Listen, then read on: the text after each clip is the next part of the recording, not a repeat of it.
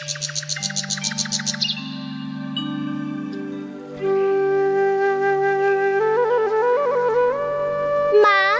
ও মা, বাবা কোথায় গেছে মা? তোর বাবা কাজে গেছে মা। ও, কখন আসবে মা?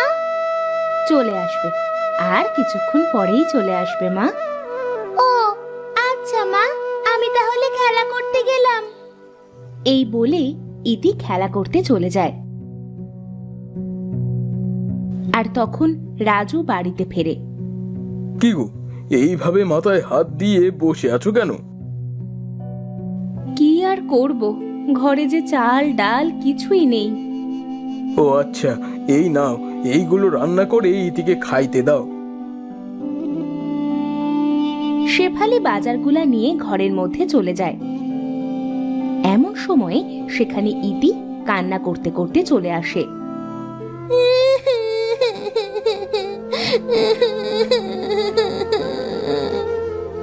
কি রে মা, কান্না করছিস কেন?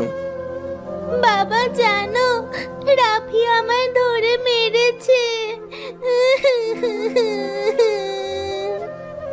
তোকে না বলেছি রাফির সাথে খেলা করতে যাবি না? চল ঘরে চল।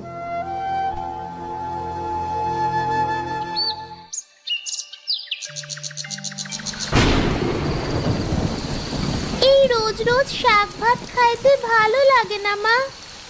তোর বাবা যা আনে আমি তোকে তো তাই রান্না করে দিই মা।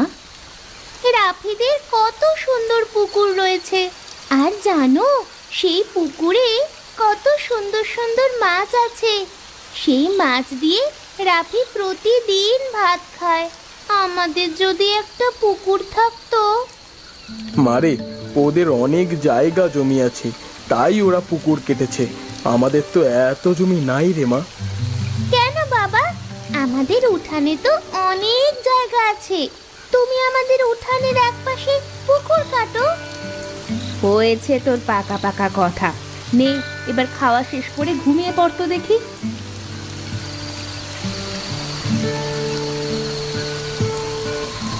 বউ, ইতি তো খারাপ কিছু বলে নাই। আমরাও পারি উঠানের এক পাশে একটা পুকুর কেটে তাতে মাছ চাষ করতে। তা তো তুমি ঠিক বলেছ। আর এখন যা বৃষ্টি হচ্ছে তাতে পুকুরের পানি ফুরাবে না।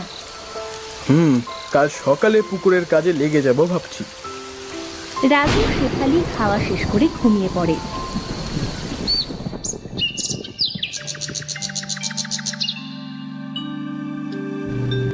পরের দিন সকালে রাজু কোদাল দিয়ে পুকুর খনন করতে শুরু করে দেয়। ইতি সকালে ঘুম থেকে উঠে এসে দেখে তার বাবা পুকুর খনন করছে।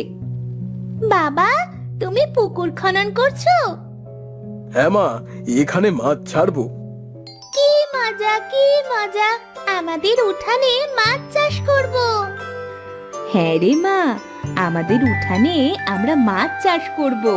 চল, এবার খেয়ে পাঠশালায় যাবি, চল। এরপর শেফালি ইতিকে নিয়ে ঘরে যায়। তখন লিটন সেখানে আসে। ও রাজু ভাই, এখানে কি করবে? মাছ চাষ করব ভাই। তাই এই ঘরের সামনে মাছ চাষ করবে? হ্যাঁ ভাই, কি করব আর, আমার তো জায়গা জমি নাই, তাই উঠানেই মাছ চাষ করব। তা বেশ ভালো। কি মাছ চাষ করবে ভেবেছো কিছু? না ভাই, দেখি কি মাছ চাষ করা যায়। আচ্ছা, আমি এখন যাই ভাই। এই বলে লিটন সেখান থেকে চলে যায়।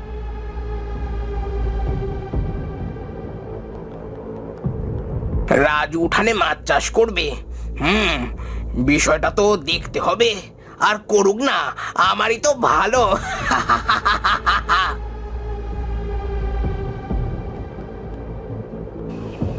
এইদিকে রাজুর পুকুর কাটা শেষ হয়ে যায়। শেফালি পানি নিয়ে এসে বলে, এই নাও, পানিটুকু খেয়ে নাও। হ্যাঁ হ্যাঁ, দাও। রাজু পানিটুকু নিয়ে খায় আর বলে, যাক, পুকুর কাটা শেষ করলাম বউ। এবার পুকুরটা পানি দিয়ে ভরাট করতে হবে। তোমায় কষ্ট করে আর পানি দিয়ে ভরাট করতে হবে না গো। দেখো, আকাশে মেঘ হয়েছে, মনে হয় আজ রাতে বৃষ্টি হবে। তা তুমি ঠিকই বলছো, তাহলে কাল সকালে আমি মাছের পোনা এনে পুকুরে ছাড়বো।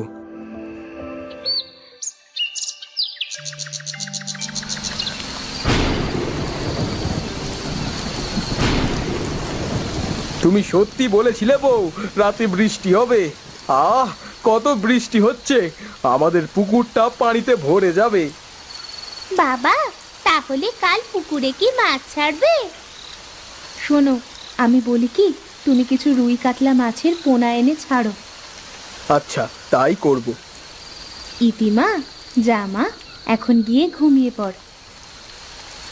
ইতি সেখান থেকে চলে যায়।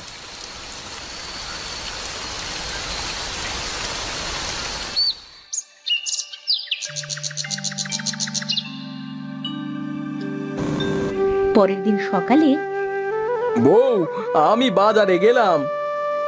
হ্যাঁ যাও, তাড়াতাড়ি ফিরে এসো, আমার রান্না প্রায় শেষ, এসে ভাত খাবে।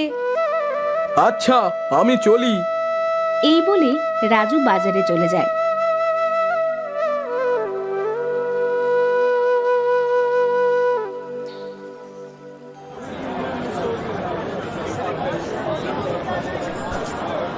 দাদা, আমায় কিছু রুই আর কাতলা মাছের পোনা দেন তো।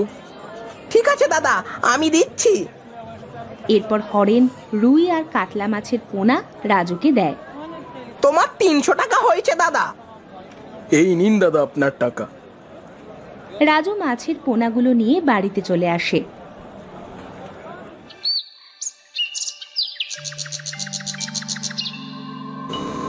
তুমি এসেছো? হ্যাঁ বউ, এই দেখো কত সুন্দর মাছের পোনা নিয়ে এসেছি। বাবা বাবা, আমি মাছের পোনাগুলো ছেড়ে দিই পুকুরে। হ্যাঁ মা, নে ছেড়ে দে। ইতি রাজুর থেকে মাছের পোনাগুলো নিয়ে পুকুরে ছেড়ে দেয়। তোরা আজ থেকে এখানে থাকবি। বাবা বাবা, দেখো দেখো কত সুন্দর খেলা করে বেড়াচ্ছে। হ্যাঁ মা,